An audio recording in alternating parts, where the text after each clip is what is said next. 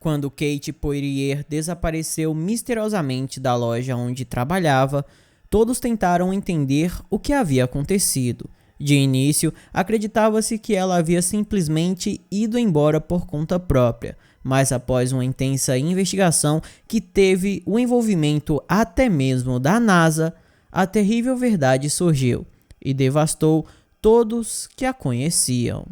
Então, se você se interessa por esse tipo de conteúdo, eu peço desde já que deixe aí o seu gostei e se inscreva no meu canal clicando no botão vermelho que está abaixo escrito inscreva-se. E peço também que ative o sino das notificações, porque assim toda vez que eu enviar um vídeo novo, o YouTube te notifica e você pode ver que sempre consumir um conteúdo de qualidade. E caso ele não envie a notificação, me siga lá no meu Instagram, que é esse aqui que aparece na tela, porque lá eu sempre aviso dos vídeos novos. Então, dados os recados, vamos pro caso.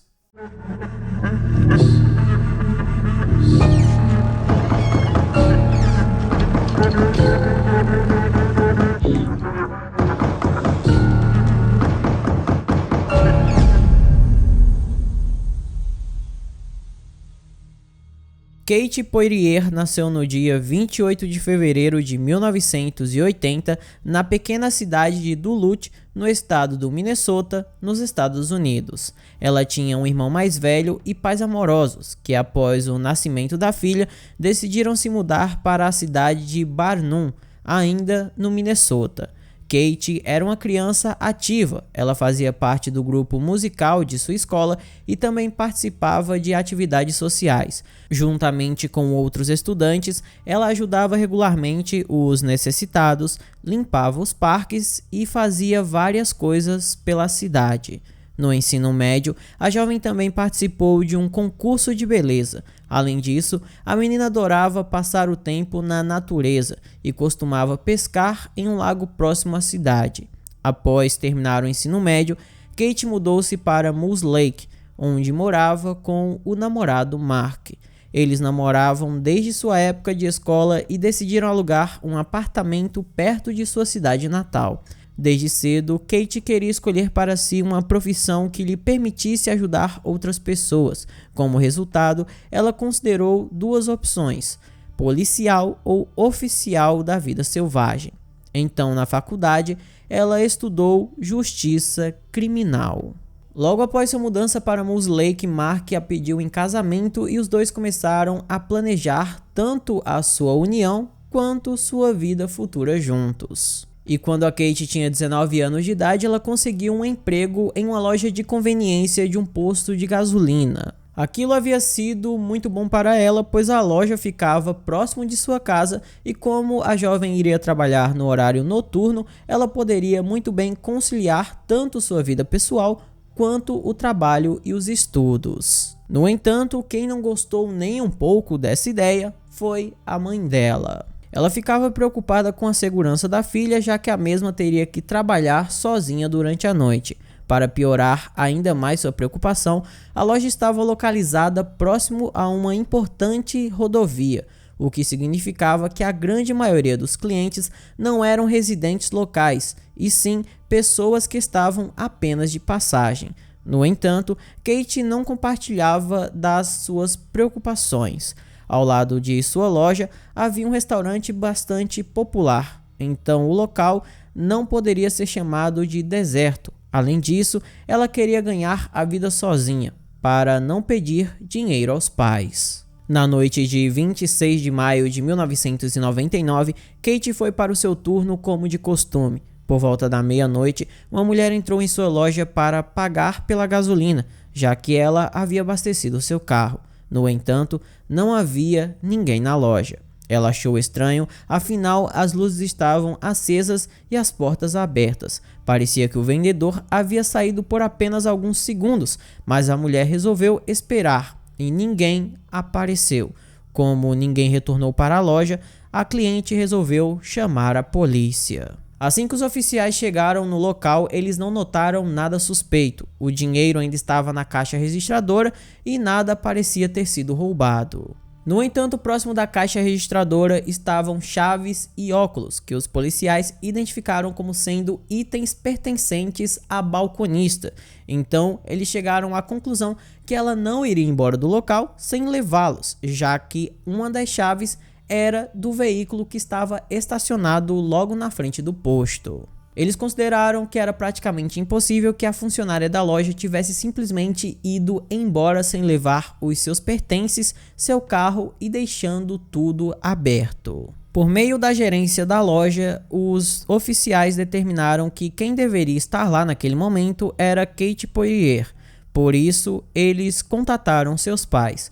A princípio, os oficiais suspeitaram que a garota tivesse largado o trabalho para se divertir com os amigos, mas os pais dela descartaram essa possibilidade. Kate era uma pessoa extremamente responsável e nunca deixaria a loja aberta porque ela poderia ser roubada. Os policiais então foram até o namorado dela, mas o jovem também não tinha ideia de onde ela poderia estar. Mark afirmou que esteve em casa desde que sua namorada saiu para o trabalho. Então, ele não sabia de nada. Em seguida, os policiais resolveram verificar as imagens das câmeras de segurança da loja de conveniência e, a princípio, não notaram nada de muito suspeito. A Kate estava em seu turno trabalhando silenciosamente e fazendo suas coisas. Porém, em um determinado momento, algo extremamente assustador aconteceu. Às 23 horas e 32 minutos, a menina entrou na sala dos fundos e 1 minuto depois, um homem entrou na loja. Kate voltou ao caixa e falou com o cliente que estava andando entre as prateleiras há muito tempo. Depois que o homem saiu, ela voltou para a sala dos fundos, mas após alguns segundos, ele entrou novamente na loja e foi direto para a sala onde Kate estava, que não tinha câmeras de segurança. Algum tempo depois, às 23 horas e 38 minutos, Kate saiu da sala dos fundos com um homem andando atrás dela. Ele segurava a garota pelo pescoço e suas mãos estavam amarradas, pelo menos era o que aparentava. Os policiais perceberam que aquela filmagem mostrava o sequestro da garota e imediatamente começaram a procurá-la. No entanto, o principal empecilho era a qualidade extremamente baixa das gravações. Foi muito difícil entender o que estava acontecendo e era praticamente impossível reconhecer o rosto do sequestrador. O próximo problema era que nenhuma das câmeras filmou a frente da loja e por esse motivo os detetives não tinham ideia de que tipo de carro o suspeito dirigia ou em que direção ele teria levado a Kate. Considerando que havia uma grande rodovia nas proximidades, ele poderia ter acelerado em qualquer direção em alta velocidade, mas considerar essa fuga era algo óbvio. No entanto, não era a única possibilidade. Os policiais admitiram que o sequestrador poderia ter saído com a garota a pé, embora aquilo fosse mais improvável. Mesmo assim, organizaram uma busca local que rapidamente atraiu centenas de voluntários. Infelizmente, essa busca não deu resultados e pela manhã os detetives resolveram conversar com a amiga da Kate, que trabalhava no restaurante localizado próximo ao posto de gasolina. E a mulher fez uma revelação bastante interessante. Ela disse que tinha visto um homem muito suspeito na noite do rapto. O homem, que estava visivelmente bêbado, agia de forma estranha. Ele abordou várias mulheres e tentou conversar com elas. Às 22 horas, assim que seu turno terminou, ela foi até a loja de Kate para se despedir e quando voltou ao restaurante para trancar a porta, foi abordada por aquele homem estranho. Ele perguntou se poderia usar o banheiro, porém ela disse que já havia fechado e ele deveria procurar outro lugar. Ele foi embora, mas não por muito tempo. Assim que ela caminhou até o carro, o homem ficou novamente ao lado dela e começou a lhe perguntar se ela iria embora dormir ou voltaria. A garota respondeu de forma bastante firme e exigiu que ele a deixasse em paz. Então ele voltou para seu carro, um Ford F-150 preto, cuja placa tinha os números 557 e uma letra Y. A funcionária do restaurante lhes deu uma descrição aproximada do suspeito, que foi enviada para todo o estado. A polícia também encontrou outras 3 testemunhas que disseram ter visto o homem perto do restaurante e do posto de gasolina antes que a amiga de Kate voltasse para casa. Segundo os detetives, o possível raptor da Kate era um homem que já havia atacado outras garotas antes, pois o seu modo de agir indicava que ele sabia o que estava fazendo. O homem primeiro averigou se Kate estava sozinha e depois confirmou se teria a possibilidade de mais alguém estar perto naquela noite. E após confirmar que de fato a sua vítima estaria só, ele a atacou. Se baseando nessas informações, os policiais resolveram fazer uma lista com todos os homens condenados por atacar garotas que houvessem nas proximidades. E foi aí que eles esbarraram em outro problema, já que havia uma clínica de reabilitação para esses criminosos não muito distante do local onde o rapto de Kate aconteceu. Os policiais até chegaram a ir até esse centro de reabilitação e conversaram com os funcionários do local, que confirmaram que nenhum dos internos saiu naquela noite, ou seja, nenhum deles poderia ter cometido o crime. Devido à falta de novas pistas, os investigadores decidiram tentar extrair o máximo que pudessem das imagens de vigilância, mas naqueles anos eles não tinham nenhuma ferramenta que pudesse ajudá-los a melhorar a qualidade das imagens, nem mesmo o FBI possuía. Sendo assim, os detetives decidiram dar um passo bastante inusitado. Eles pediram ajuda à agência espacial NASA. Os especialistas da NASA tentaram melhorar as imagens da gravação das câmeras de segurança, usando suas técnicas para melhorar as gravações de vídeo do espaço. E como resultado de um trabalho árduo, eles tiveram um grande sucesso, graças aos quais os detetives conseguiram analisar melhor os traços do criminoso. Ele era um homem branco com cerca de 1,78 m de altura e constituição mediana. Ele tinha longos cabelos loiros e cerca de 25 anos. Além disso, o homem vestia uma camiseta com o número 23. Combinando todas essas informações com o depoimento da amiga de Kate, a polícia compilou uma foto composta do sequestrador e a enviou aos canais de televisão locais.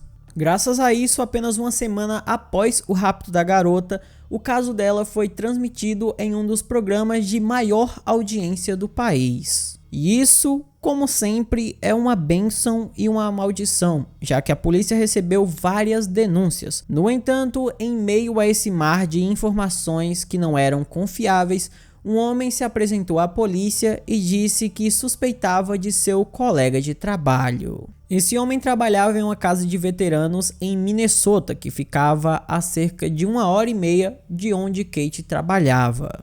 Segundo o denunciante, havia um homem de 50 anos em seu trabalho chamado Donald Hutchinson, que batia exatamente com as descrições do suspeito. Para piorar as suspeitas, ele, que tinha cabelos longos, os cortou, fez a barba e parou de dirigir o seu carro, um Ford F-150 preto. E por fim, o denunciante revelou que o Donald teria aparecido no trabalho com uma camisa com o número 23. Essa denúncia interessou a polícia. Eles começaram a estudar esse homem e descobriram que ele morava com a esposa e 4 filhos nos subúrbios de Minneapolis e também era dono de uma fazenda localizada a apenas 19 quilômetros da loja de Kate. Depois de investigar sua vida, os detetives descobriram que Donald havia sido repetidamente condenado por crimes contra mulheres. Ele foi responsável por pelo menos 7 raptos, bem como abuso sexual de meninas. A polícia apurou que o homem estava também usando um nome falso. Seu nome verdadeiro era Donald Albin Bloom. Vale ressaltar que o Donald já havia chamado a atenção da polícia justamente pelo carro que ele dirigia, que era um F-150 preto.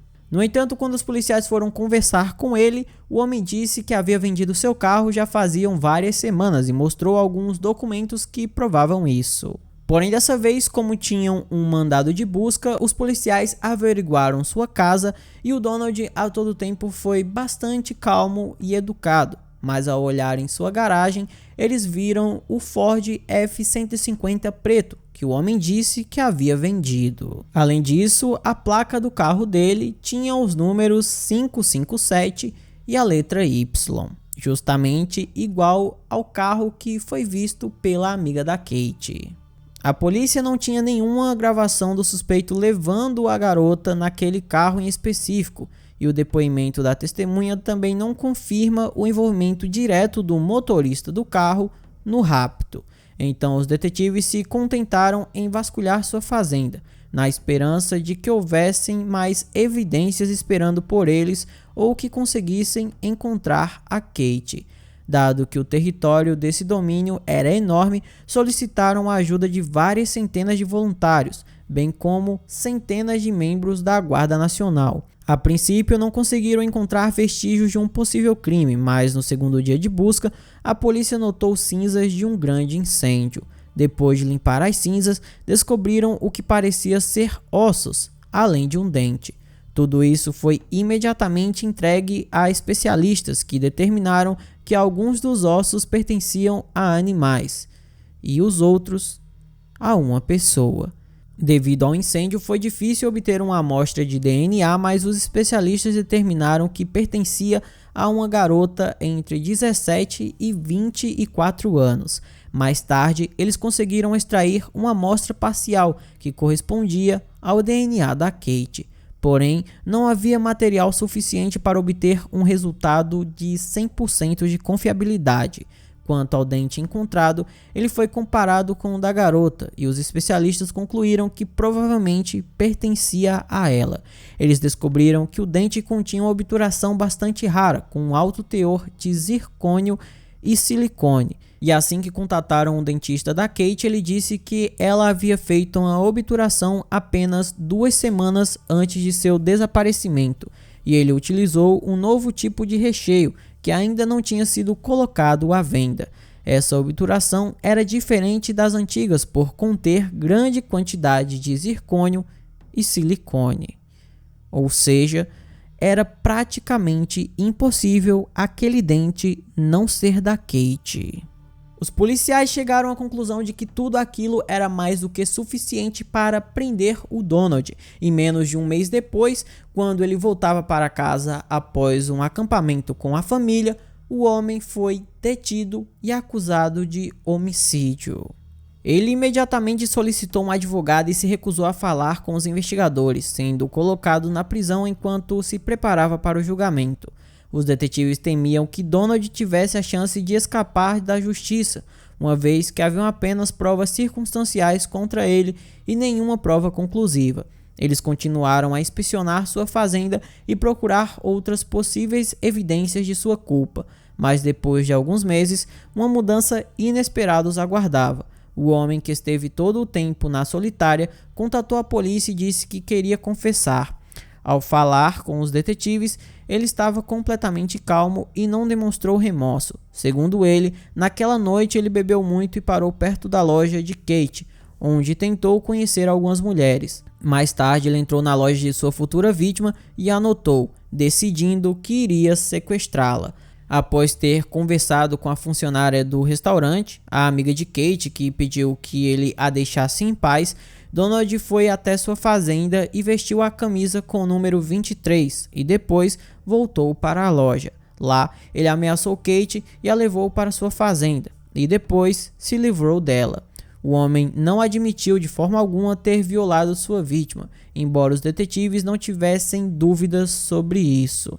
Ele também não especificou como exatamente conseguiu que Kate fosse com ele. No entanto, durante as buscas, foram encontradas várias pistolas com Donald, das quais ele não tinha autorização para tê-las devido às suas condenações anteriores. Aparentemente, ele usou uma delas para o sequestro, e quando questionado sobre por que sequestrou Kate, Donald simplesmente respondeu: "Não sei".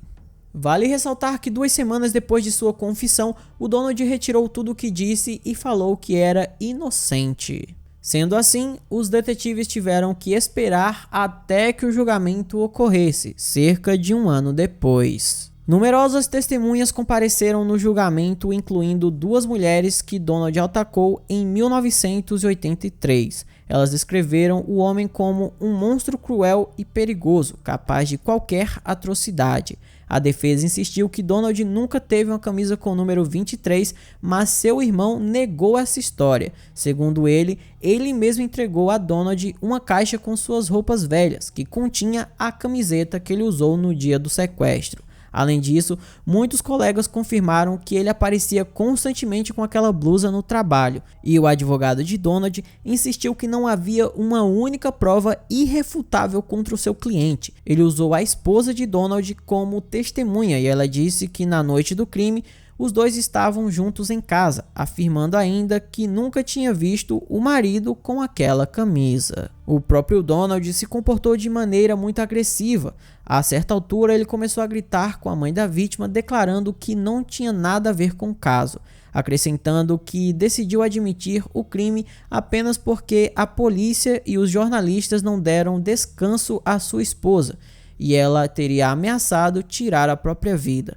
Apesar de tudo isso, as provas apresentadas foram suficientes para que o júri o considerasse culpado por unanimidade. Donald foi condenado à prisão perpétua sem direito a pedir liberdade condicional e também recebeu mais 19 anos por porte ilegal de arma de fogo. Algum tempo depois de ele ter sido condenado, sua esposa revelou que de fato havia prestado falso testemunho. A mulher disse que tudo o que fez foi por medo, pois ela temia o que seu marido poderia fazer se ela não lhe desse um álibi. Donald teria lhe humilhado e agredido durante todo o seu casamento, então se ela fosse contra ele, temia por sua própria vida. Depois de sua condenação, o Donald passou a ser considerado suspeito em alguns casos arquivados que haviam ocorrido no estado do Minnesota e seguiam um padrão semelhante ao caso de Kate. Sendo assim, haviam enormes suspeitas de que ele pudesse ser um serial killer. Aliás, no ano de 2006, Donald anunciou que estava pronto para confessar outros crimes, mas ele não deu nenhuma informação significativa. Apenas tentou ser transferido para uma prisão mais confortável e depois de alguns anos, Donald finalmente conseguiu uma transferência para outro lugar que ele mesmo chamou de casa de repouso. Isso causou indignação na família de Kate e algum tempo depois, o homem foi mandado de volta para uma prisão de segurança máxima. Lá, ele permaneceu até janeiro de 2023, quando faleceu aos 73 anos. Então esse foi o vídeo de hoje, espero imensamente que vocês tenham gostado da forma que eu narro os casos e nunca do que acontece. Se você gostou, eu peço que deixe um like, se inscreva no canal e mande para todos os seus amigos, porque estamos bem próximos de bater os 100 mil inscritos, faltam apenas 2 mil, então eu conto com a sua ajuda mandando para todo mundo que você conhece. E se quiser apoiar o canal financeiramente, temos várias opções como o Pix, Seja Membro, Valeu Demais e o Apoia-se. Vai de você escolher qual delas é a melhor. Por hoje é só, até a próxima e tchau!